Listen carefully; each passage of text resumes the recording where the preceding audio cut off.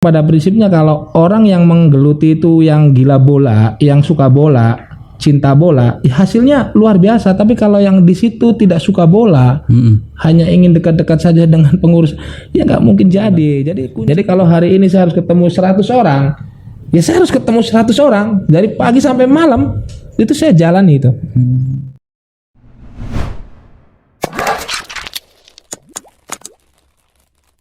Halo Sobat Pora, salam pemuda, salam olahraga, prestasi Brebes pasti juara. Di sini sudah hadir tamu yang sudah tidak asing lagi. Tagline-nya muda adalah kekuatan di Brebes. Kita sambut AHY. Salah. Ya, nggak apa-apa. AHF. Beliau adalah anggota DPRD Kabupaten Brebes 4 periode. Amin. Ya, nanti dikoreksi barangkali saya salah. Kemudian beliau juga aktif di organisasi keolahragaan selaku Sekjen Askab PSSI Kabupaten Brebes. Koreksi barangkali saya salah.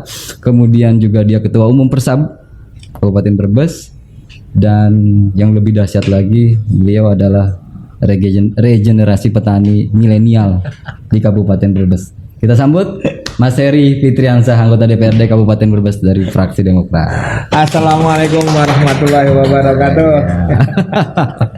Biasanya kan kita nggak sempet buka masker, ini sudah dibuka masker, nggak apa-apa Mas. Sudah divaksin 2 kali Mas. 2 kali, V2.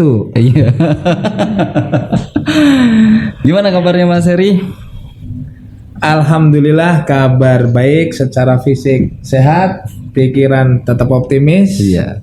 Amin. Secara mental juga tambah kuat. Iya, jadi kita dalam kondisi fit ini hari ini Mas Adi. Memang sudah kita bikin appointment berapa kali ya, dong gagal terus ya. Sibuk terus ini Bapak Heri.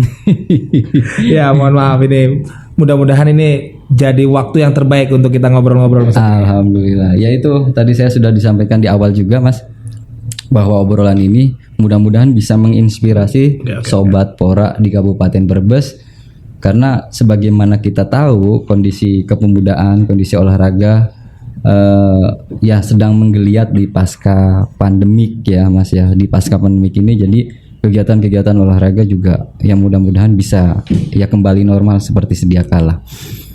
Mas Heri aktif, tadi saya sampaikan aktif di organisasi keolahragaan. Sejauh mana Mas Heri? Awal historinya seperti apa Mas? Bicara olahraga itu sebetulnya semua orang ingin olahraga gitu ya. Jadi sudah jadi bawaan hidup, dan ada 3 faktor kalau dalam olahraga yang saya tahu dan saya rasakan. Olahraga itu pasti bicaranya adalah kesehatan. Itu number 1, apapun jenis olahraganya. Kemudian yang kedua, bicara olahraga itu ada yang namanya bakat dan karier dari seseorang yang memang suka terhadap salah satu cabang olahraga. Yang terakhir ada industri olahraga. Jadi ini dan beserta komponen yang lain. Kalau bicara dari awalnya, maka saya ini adalah suka olahraga. Apapun sebetulnya olahraga, saya suka apapun olahraga. Tapi kemudian kita memilih mana yang menjadi bakat kita masing-masing, dan salah satu pilihan saya itu jatuh ke sepak bola. Sebetulnya banyak, ada 3 jenis olahraga yang sempat saya geluti itu. Yang pertama tenis meja, tapi saya anggap bakat saya, kalau tenis meja di penonton aja lah. Kemudian yang kedua catur ya, catur kan olahraga juga. Olahraga pikiran. Wah ini kayaknya kurang menantang bagi saya, meskipun saya sudah menguasai catur. Dan terakhir sepak bola, saya rasa ini lebih gentle kalau saya sebagai cowok. Dan dari kecil itu udah main, dari pekarangan, pinggir kali, itu sudah main sepak bola. Dari sejak sekolah sampai dengan terakhir mungkin aktif saat kuliah itu.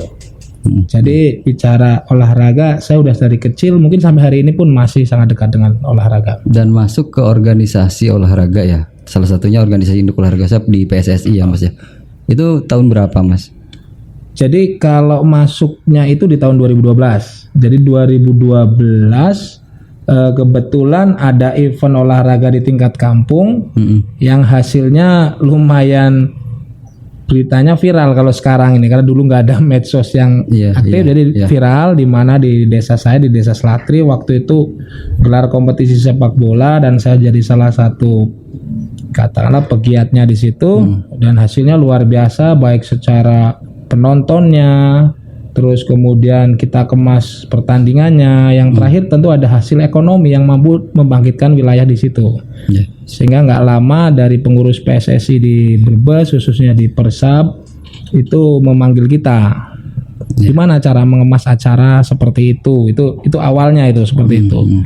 Ya saya jawab apa adanya. Memang pada prinsipnya kalau orang yang menggeluti itu yang gila bola, yang suka bola, cinta bola, ya hasilnya luar biasa. Tapi kalau yang di situ tidak suka bola, hanya ingin dekat-dekat saja dengan pengurus, ya nggak mungkin jadi. Jadi kuncinya itu ada di sumber daya manusia, apapun itu bentuknya. Sehingga kemudian saya ditarik jadi pengurus. Minat nggak Mas untuk gabung di pengurus sepak bola di tingkat Kabupaten Brebes? Ya, kalau saya memang sepak bola itu suka, mau jadi pengurus mau enggak, saya siap-siap aja. Jawaban saya sederhana itu aja. Ya.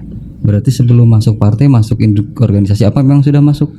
Kalau sudah berpolitik, berpolitik itu kan saya sejak 2008. Oh, 2008. Ya, tapi di olahraga organisasi itu sejak universitas mungkin sudah aktif saya.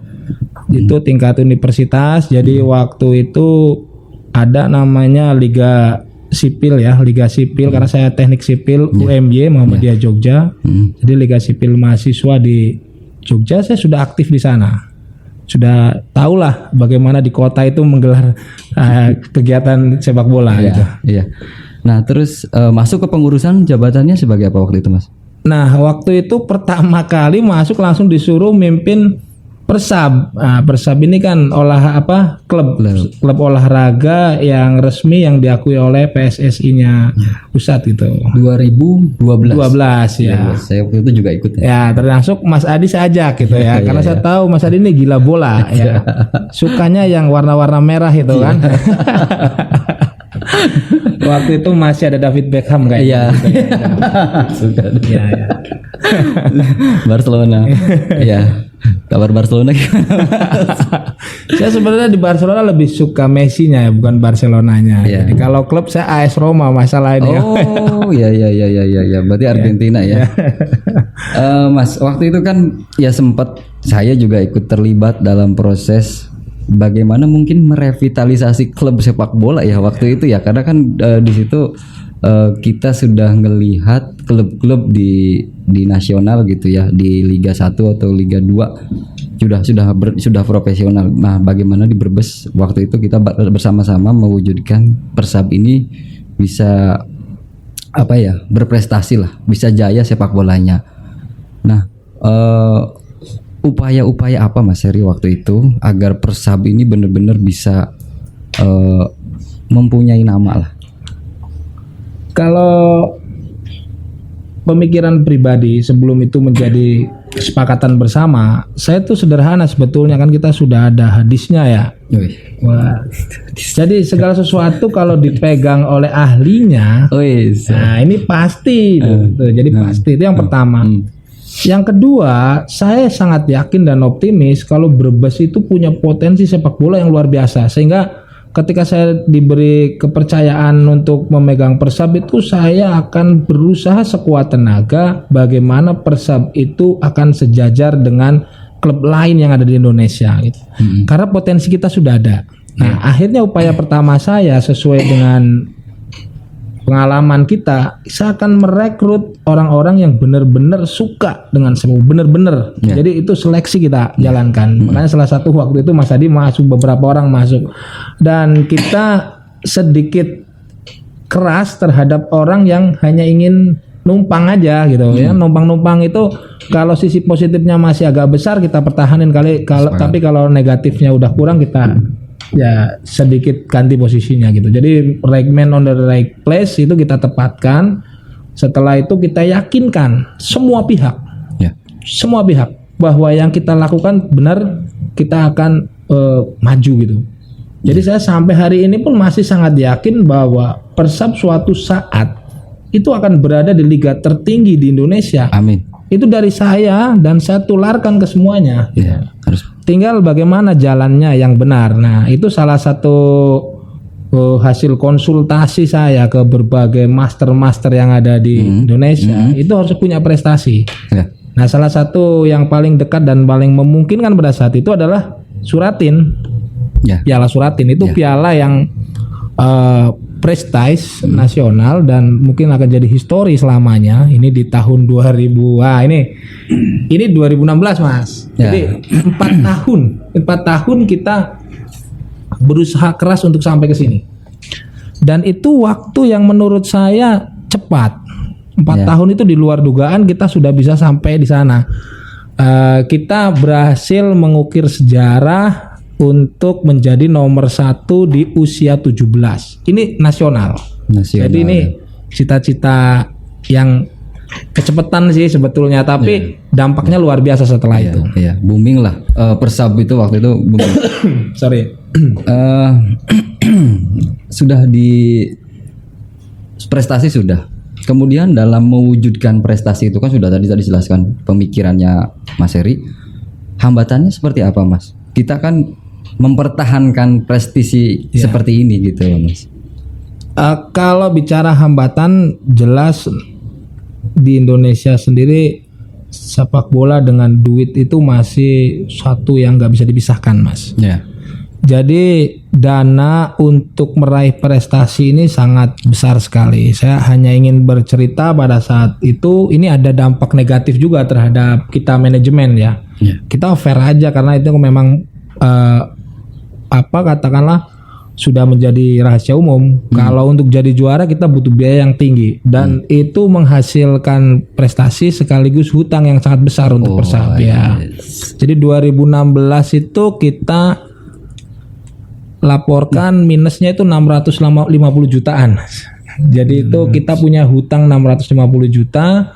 Kemudian dari situ kita sedikit berhenti karena harus mencoba menutup lubang dulu. Jadi kita di prestasinya berhasil, tetapi ada manajemen yang belum siap sehingga kita harus menata ulang. Salah satunya adalah sumber-sumber keuangan untuk klub. Makanya kita mendorong pemerintah daerah yang punya kewenangan itu, kita butuh stadion yang standar nasional gitu. Salah satunya adalah untuk itu mendulang modal lah, kalau bisa pendapatan di situ. Karena dari supporter ini luar biasa sekali. Mereka itu ya bisa dikatakan ya nomor 1 lah ya di dalam sepak bola itu supporter gitu. Iya.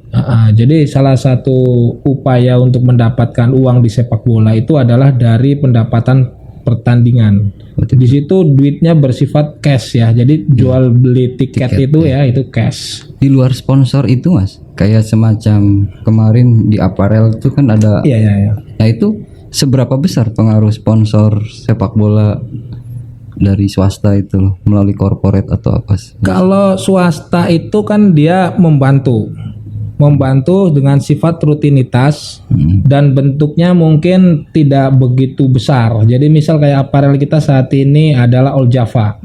All Java itu punya produk asli Brebes loh ya, artinya pemuda kita sendiri. Itu memberikan nilai royalti setiap musim itu hampir 60 juta. Tapi sifatnya momentum karena itu tergantung penjualan kaosnya. Yang kedua dari sponsor tetap kita yaitu Bintang Indokarya Gemilang.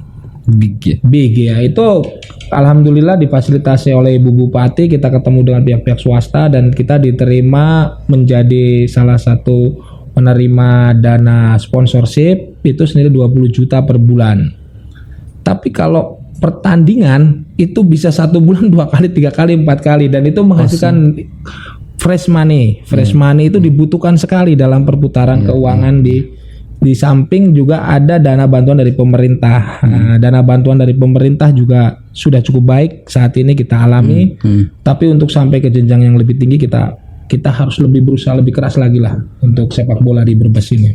Ya, tadi disampaikan supporter sangat berperan.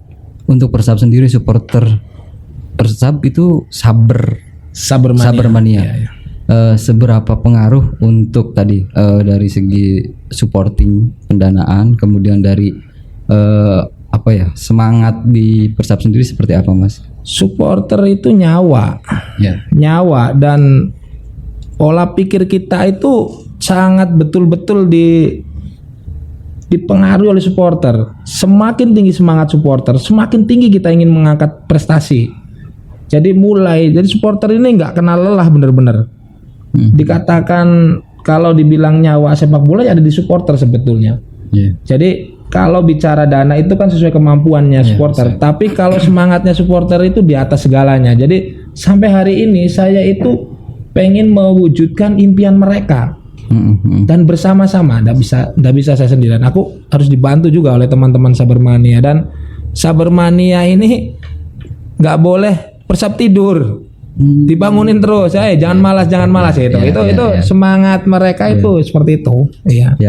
Kondisi pandemik seperti apa, Mas? Nah, ini bicara pandemik tadi kembali ke poin 1, Mas Adi. Jadi sepak bola ataupun olahraga itu satu sisi dengan kesehatan, satu sisi ini nggak bisa dipisah gitu. Jadi kalau bicara olahraga maka kesehatan, dan bicara pandemik ini adalah keadaan yang memang benar-benar harus kita lawan. Kalau potensi dari olahraga sepak bola ini tinggi karena dia olahraga beregu dan memiliki supporter yang jumlahnya lebih banyak daripada pemain dan pelatihnya gitu. Jadi saya kemarin sempat diskusi panjang, kenapa sih sepak bola kok susah sekali dalam situasi pandemi? Karena itu jelas mengumpulkan orang. Satu dari pemainnya, dari ofisialnya, kemudian kepanitiaannya, itu udah banyak. Sekali pertandingan udah ratusan. Ditambah lagi dengan supporter. Kalaupun kemudian dipertandingkan tanpa penonton, kita oke. Tapi saya masih khawatir di situ ada klub yang kemampuan finansialnya terbatas dan ada yang kemampuan finansialnya mungkin lebih. Di situ nggak balance nanti kekuatannya gitu. Tapi kalau ada supporter jadi balance lagi. Gitu. Nah, pandemi ini memusuhi untuk berkumpul. Betul. Kalau olahraga catur 2 orang tambah 1 juri 3 orang gitu. Tapi kalau sepak bola udah jelas 11, cadangannya 7, officialnya 7. Udah berapa itu jumlahnya kan? Katakanlah sudah 30 lebih. 2 tim jadi 60. Panitianya ada berapa? Tanpa penonton pun sudah ratusan orang berkumpul. Rekom gugus tugas nggak boleh lebih dari 50 orang ya. Dan di sini kita sih pengennya main. Betul. Tapi tadi sisi olahraga dan kesehatan nggak bisa lah dipisahkan, nggak bisa. Ke depan menghadapi Liga 3 Persab, sudah sejauh mana persiapan Persab? Sebetulnya kita selalu siap dalam kondisi apapun ya, termasuk kemarin sebelum pandemi itu kita udah punya tim, kita udah menyiapkan, bahkan di tengah pandeminya juga kita udah siap gitu. Nah, jadi kita sebetulnya no problem dengan pandemi apapun yang tadi kita hadapi, tapi regulasinya menyulitkan kalau kita seperti membuang tenaga atau energi sia-sia, sehingga kita harus menunggu saja lah regulasi yang benar kayak apa. Tapi kan dalam proses menunggunya pada saat ada tiba-tiba dari PSSI umpamanya mengeluarkan Liga 3 bergulir tanpa ada persiapan, kasihan juga dong, Mas. Nggak mungkin, PSSI juga sudah mendapatkan dulu masukan-masukan dari kami. Sebaliknya kami juga adalah mempersiapkan menunggu kepastian. Di 2019 kita sudah punya tim, kita sudah punya pelatih, kita sudah punya jadwal berlatih seleksi, nggak ada agendanya, kita buang energi. Di 2020, tadi 2020 tadi yang saya ceritakan, jadi sudah punya tim dan sebagainya. Di 2021 kita nggak pengen mengulangi lagi. Selama belum ada kepastian dari PSSI, kita nggak mau lagi membuang energi tinggi-tinggi. Artinya bicara manajemen kita bisa fatal kalau 2 kali membuang energi. Akhirnya kita ya bisa dibilang nabung dulu lah, nabung tenaga, nabung finansial dan sebagainya. Dan alhamdulillah sekarang surplus kita karena adanya pandemi. Sejauh ini, ya tadi saya sampaikan sejauh ini persiapan, maksudnya yang secara persiapan Persab untuk menghadapi Liga 3, apakah sudah ada pemain-pemainnya, apa pemain yang kemarin di 2020 dilibatkan lagi, apa gimana? Yang jelas kalau tim kan kita ada, tinggal manggil aja gitu ya. Tinggal manggil. Tapi regulasinya kan udah ganti tahun, kan udah ditutup deh. Kompetisi 2020 kan ditutup. 2021. Jadi belum keluar lagi regulasi 2021. Kalau mau keluar regulasinya kan kita akan menyiapkan sesuai regulasi. Jangan kemudian mencoba mencoba-coba gitu enggak. Tapi kalau di luar yang Liga 3 kan kita jalan ya. Artinya pemain-pemain muda kita tetap jalan kita. Pola pembinaan dari bawah ya. Ya, kita masih jalan lah untuk yang U17 kan itu ada U17 kemudian ada di bawahnya lagi kita ada timnya. Ya, termasuk persiapan Popda juga. Nah, itu silakan kalau memang bisa digunakan untuk event lain kan hitung-hitung kita berlatih. Kondisi atlet di Brebes sepak bola seperti apa, Mas? Secara apa ini? Ya, dari apa ini? Pola pembinaan. Kita sudah mendekati sistem yang baik. Mendekati. Cuma ini kembali pandemi membubarkan. jenjang kompetisinya sudah sedikit terarah. Kemudian atletnya itu sudah bergairah. Dia tahu arahnya mau kemana. Jadi suatu daerah kalau klub lokalnya maju, atletnya pasti maju karena tujuannya semakin jelas. Dia mau kemana berlatih, dia mau kemana dan sebagainya. Di Brebes ini kemudian sudah cukup baik, iklimnya latihan mereka juga sudah cukup bagus. Tiba-tiba ya semua daerah harus mengalami, tidak hanya di Brebes ya, mungkin di seluruh dunia saat ini mengalami itu. Berbicara sepak bola sudah, di luar olahraga sepak bola banyak kan cabang olahraga di Brebes. Tadi saya sampaikan ada olahraga senam yang kemarin juga potensi ya. Potensinya juga. Kemudian olahraga gulat, kemudian olahraga renang. Kemarin juga pernah mendulang medali di Popda. Mas, seberapa besar menurut Mas Heri selaku pelaku olahraga juga data atlet olahraga untuk Kabupaten Brebes? Karena juga saya melihat data atlet ini untuk bagaimana kita pola pembinaan, kebijakan dan lain sebagainya. Menurut Mas Heri gimana, Mas? Kalau bicara data itu nggak cuma atlet, semuanya masih berantakan kalau saya bilang. Saya ngomong sebagai individu juga. Jangankan data atlet, data orang mati aja kita nggak beres. Ya, jadi dikasih olahraga harus benar. Ini masalah. Oh, ini masalah. Ini masalah. Kalau bicara data itu, Mas Adi ya, jadi itu adalah sisi paling lemah. Sisi paling lemah yang kita miliki saat ini. Tapi belum ada keseriusan untuk memberesinya gitu ya. Dan satu hal, bicara data itu nggak murah gitu. Data itu didapat dengan cara yang sulit dan dengan biaya yang cukup besar. Dan kita belum mengarah ke sana. Nah, sebetulnya kalau bicara data induk atlet itu harusnya dimiliki oleh cabang. Iya kan? Cabang punya data, kalaupun ada program sesuai dengan kategori usia, silakan dinas barangkali mau ngambil bagian yang mana. Swasta mau ngambil bagian yang mana, kemudian profesional mengambil bagian yang mana. Itu seharusnya seperti itu. Nah, tapi kini bukan berarti saya sangat pesimis, tidak. Yang kita tidak bisa coba batasi dalam dunia olahraga itu harus diingat, tidak ada batasan administratif sebetulnya. Ya, sepakat saya. Iya, olahraga itu nggak bisa dibatasi kecamatan, kabupaten, desa, nggak bisa. Nggak bisa. Yang ada itu adalah jenjang usia, kemampuan secara statistik. Nah, ini kalau Mas Adi sebagai kepala bidang, saya sarankan aja ini ada momentum khusus, Mas, ketika dinas itu punya kemampuan untuk mengecek statistiknya atlet. Karena statistik ini standar nasional ataupun standar internasional. Bisa digunakan kalau cara ngetesnya benar. Jadi gini, saya sering pengalaman nih. Ini atlet bagus banget, ini volleynya luar biasa sekali gitu. Saya begitu nonton, memang bagus dan paling bagus di antara yang ada di situ. Tapi ketika digabung dengan yang bagus lagi, dia biasa aja gitu. Karena standar statistiknya nggak mencukupi gitu.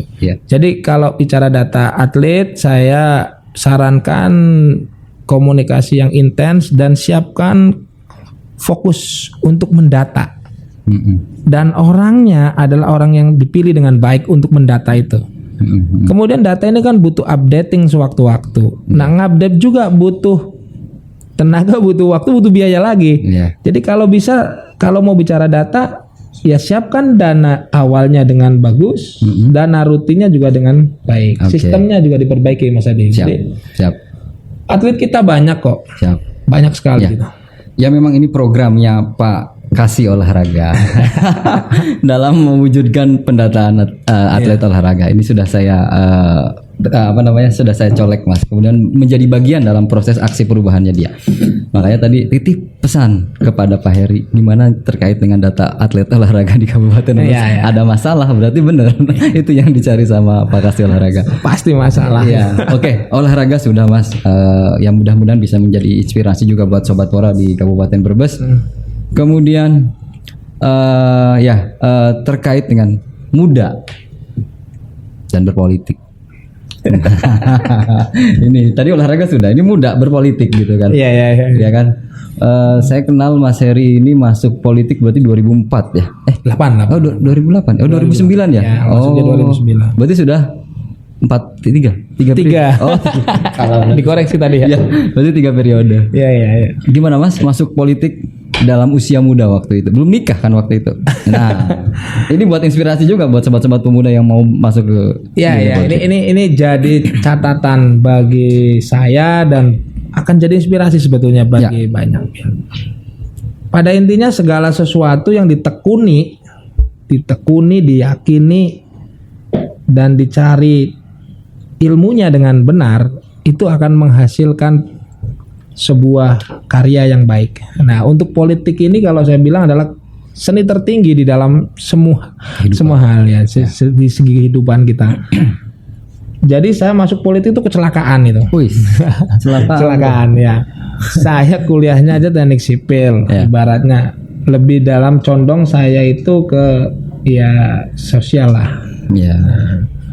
Pada saat itu di tahun 2008 ada rekrutmen kader dari salah satu partai.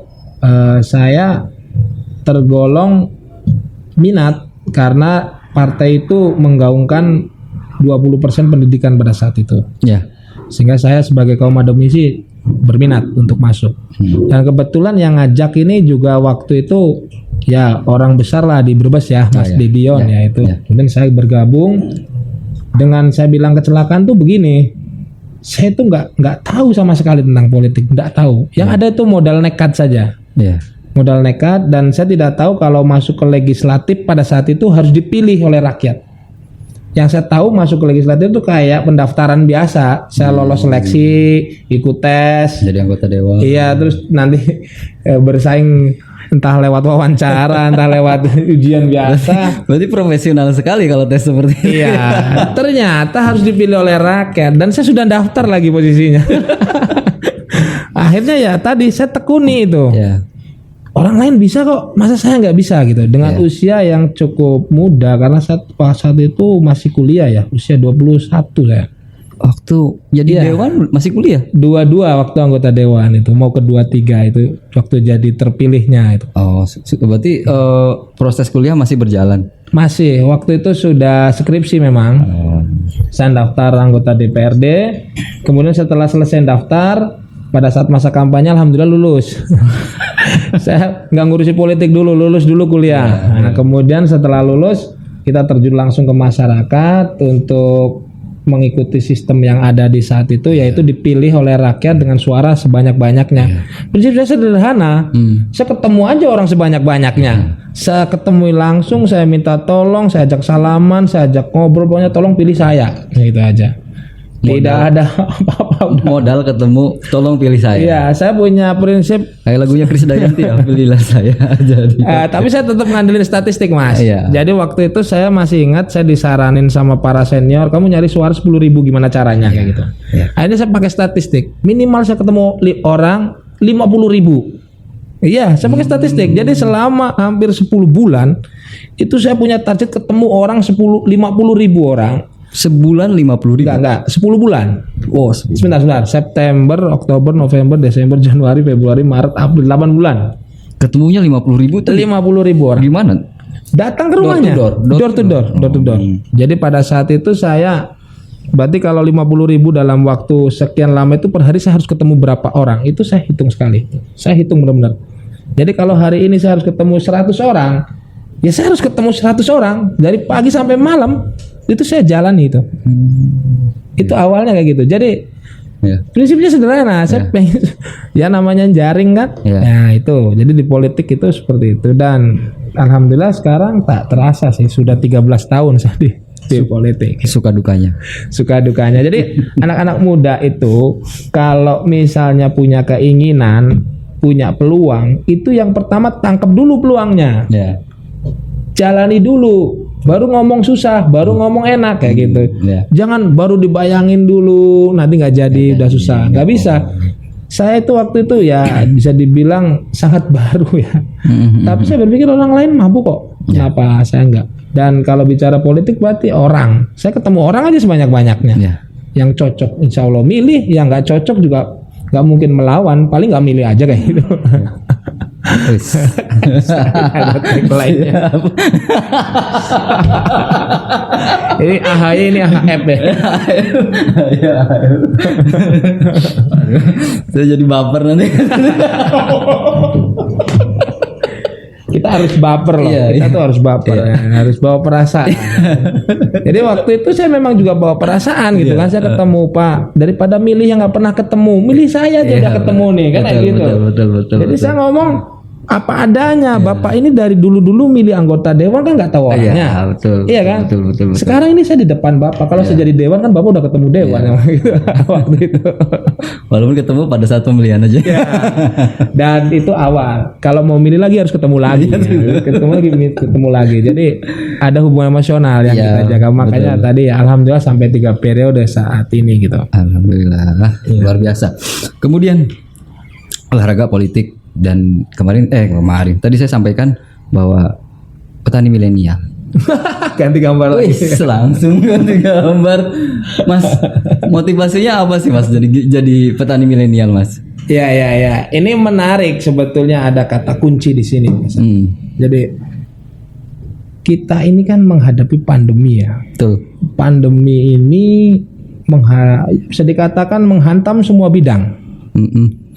Nah, salah satu bidang yang bertahan itu budidaya, Mas. Saya sudah pelajari dari semua lini ekonomi. Kemudian setelah itu pada keadaan tersulit ya. Tersulit ini kan pandemi ini. Ini budidaya berada di sisi terdepan. Kalau dibilang goyah, tapi nggak begitu berdampak di budidaya itu. Jadi malah orang asik di budidaya ketika situasi pandemi. Akhirnya pada saat awal 2020 waktu itu saya memang awalnya diajak budidaya udang. Budidaya udang di Desa Sawo Jajar. Saya menikmati kalau sudah ditambak nggak ada pandemi sama sekali itu. Dan kita enjoy dalam berbudidaya. Apapun yang kita tanam, kita rawat, kita insya Allah benar-benar mengikuti SOP yang benar, insya Allah hasilnya bagus gitu. Sejauh ini sudah menikmati hasilnya dan bagus. Alhamdulillah sudah ya, katakan secara ekonomi saya sudah tenang gitu. Ya, tidak mengandalkan dari gaji itu ya. Ya, dewan itu sampingan kalau bicara keuangannya ya. Ya, saya yakin karena masih muda, Mas Heri bisa menangkap potensi dari budidaya pertanian. Kemudian ada apa sih yang peran kan masih muda tuh Mas, pengembangan pertanian dari sisi teknologi sudah dikembangkan nggak Mas? Karena konsep milenial itu kan pasti ada inovasinya di situ. Jadi gini, inovasi yang ingin kami sampaikan di dalam berbudidaya adalah tanamlah atau peliharalah atau katakanlah dibikin matang itu terhadap situasi yang dibutuhkan dunia saat itu. Jadi saat ini kalau kita lihat kebutuhan dunia itu berubah-ubah terhadap yang pertama jelas kesehatan dari makanan. Ya jadi gizi ya, makanan itu gizi utamanya. Pengetahuan tentang gizi ini berubah setiap dekade sehingga muncul tren makanan yang kemudian menjadi kebutuhan nomor 1. Betul. Nah, kita kalau bisa berbudidaya itu mengikuti tren dunia. Jangan kemudian saya petani padi terus, saya petani bawang terus, jangan. Bolehlah itu jadikan patokan utama dalam berbudidaya, tapi harus ada kekuatan lain atau kebiasaan lain yang mengikuti tren dunia, kebutuhan dunia. Kebutuhan dunia itu pasti Indonesia ikut gitu ya. Jadi contoh saat ini kalau yang lagi booming ini kan viral itu porang contohnya. Ini jadi momentum kita untuk masuk gitu. Ternyata setelah saya pelajari ini kebutuhan dunia, nggak bisa ditolak oleh Indonesia gitu, dan datang ke kita. Nah nantinya pun barangkali kebutuhan dunia bergeser, kita ikut bergeser, jangan berhenti di situ saja dalam berbudidaya. Kita open mind, dan ini generasi muda harus tahu itu. Kita kan medsos mania. Ya, nangkap. Pakailah itu untuk mencari kebutuhan dunia apa enggak. Sebenarnya nggak hanya budidaya mas, apapun itu. Kalau mau berwira swasta, ikuti kebutuhan dunia. Itu aja. Nah, ini sisi lain ya. Proses tadi saya sampaikan mas, teknologi kan kalau nggak salah itu ada aplikasi untuk udang fanami itu aviary itu kalau saya dengar tuh banyak.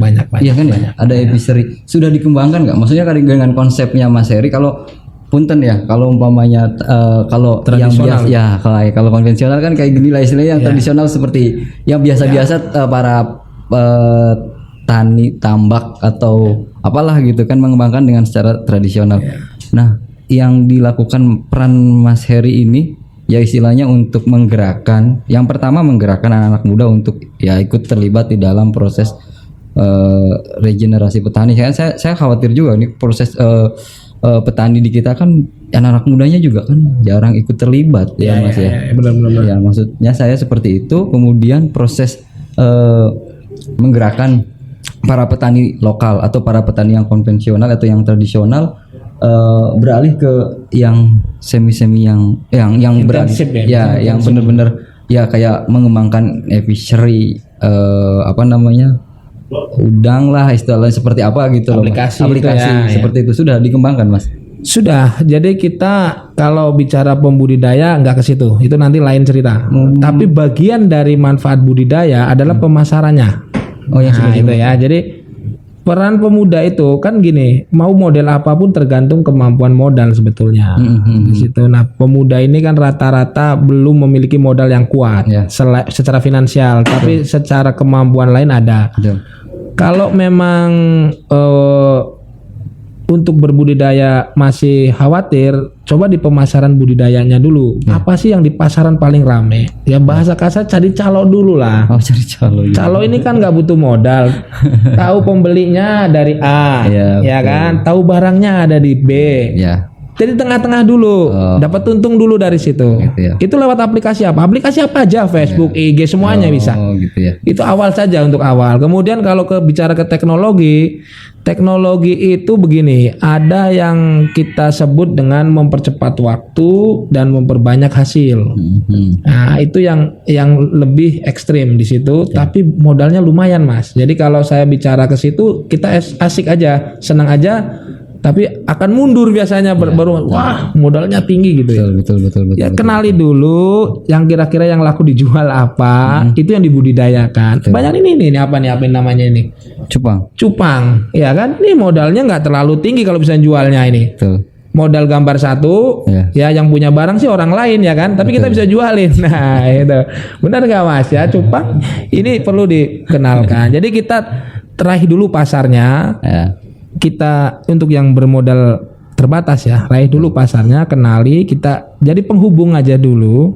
Setelah yakin ini akan saya geluti, ya sedikit banyak akan mengeluarkan modal di situ. Kalau bisa seperti itu, apa saja gitu, saja.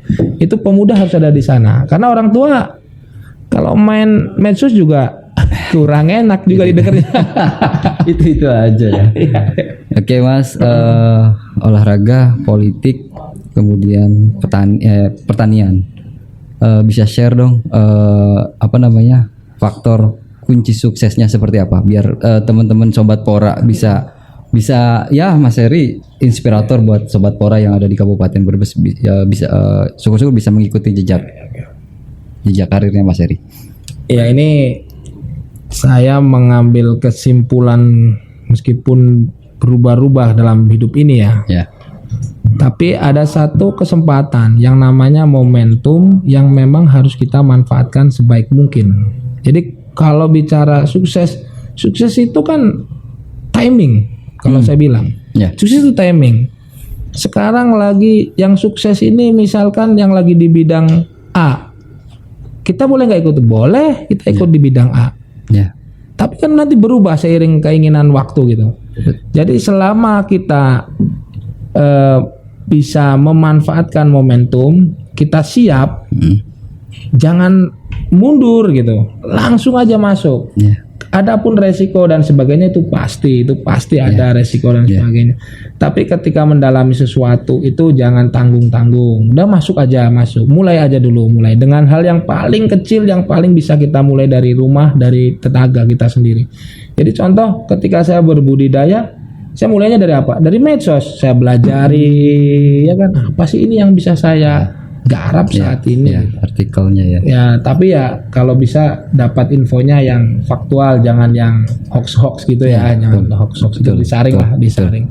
Dan motivasi utama saya ketika menggeluti budidaya ini memang ada pesan dari orang tua, Mas Adi. Jadi pesan dari orang tua, kamu mau melangkah sejauh mana, mau berusaha sekuat apa, suatu saat kembalilah ke alam.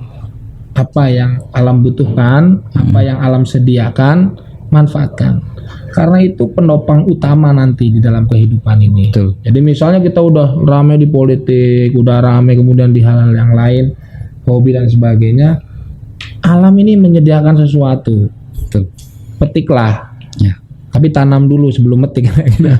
Betul. Itu amanat orang tua saya, sehingga saya selain motivasi sebagai anak muda memang ada pesan itu di dalam diri saya sejak saya kecil. Jadi karena orang tua saya juga petani gitu.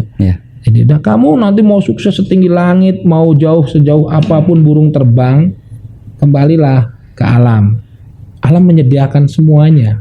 Tinggal kamu kelola sebaik-baiknya. Dan ini saya mencoba kembali nih kan. Mudah-mudahan sukses Mas di dunia barunya di pertanian. Amin. Mau closing? 3 kata untuk Brebes.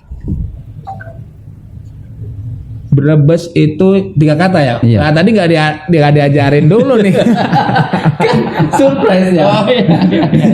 Kalau enggak ini nggak persiapan. Iya. Oke, ulangi coba Mas Adi. 3 kata untuk Brebes. Apa ya? Ini aku bikin biar alami gitu. Biar alami. Jadi Brebes yang pertama itu hijau, itu pasti. Nah, yang kedua Brebes itu adalah sumber segala kebutuhan yang ada. Kita tinggal nyari di Brebes pasti ada. Yang terakhir untuk Brebes adalah tanah tercinta kita, nggak bisa kita tinggalkan. Tadi hijau, bukan biru. Hijau. Ya. Iya, hijau. Brebes itu hijau. Kan biru ya. Kalau biru itu di Sawo Jajar sana. Kemudian 3 kata untuk Persab. Juara, berprestasi dan bermanfaat. Udah itu aja. Dan yang terakhir 1 kata untuk KLB. Awagan. Dagelan. Oke, saya mungkin sedikit menyimpulkan apa yang tadi disampaikan buat Sobat Pora dimanapun. Sobat Porang apa Sobat Pora? Iya, Sobat Porang. Sobat Pora, Sobat Pemuda Olahraga. Di podcast Optimis ini ya mudah-mudahan menjadi inspirasi tamu kita buat teman-teman yang ada di Kabupaten Brebes khususnya. Mas Heri tadi menyampaikan cepat beradaptasi dengan zaman. Kemudian tekuni dan berani mengeksekusi. Langsung eksekusi aja. Langsung eksekusi. Oke, itu aja mungkin mudah-mudahan bisa bermanfaat buat semuanya. Terima kasih. Salam pemuda, salam olahraga Brebes pasti juara. Amin. Jangan lupa like, subscribe dan komen. Iya kan? Iya. Oke, terima kasih Mas Heri. Sorry Mas Heri. Gak ada pertanyaan.